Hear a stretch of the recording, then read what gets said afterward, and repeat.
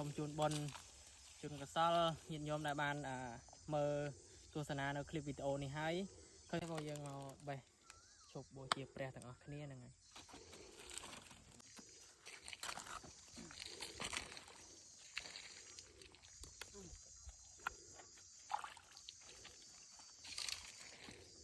បុណ្យបូជា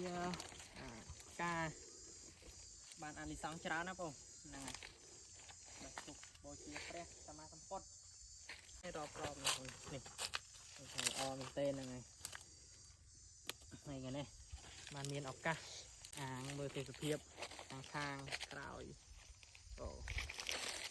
នេះណាធំមែនទេហ្នឹងអាងនេះតាមទឹកមិនទៅជ្រៅប្រហែលទៅជ្រៅទៅកើតនេះជប់បងហើយវីដេអូហ្នឹងមានតែប៉ុណ្្នឹងឯងក៏ហើយក៏សូមជូនបុណ្យជូនកសលញាតិញោមដែលបានមើលទស្សនានៅคลิปវីដេអូនេះហើយឃើញវីដេអូនេះហើយសូមឲ្យបានបុណ្យបានកសលស្មើគ្នាសូមអនុមោទនា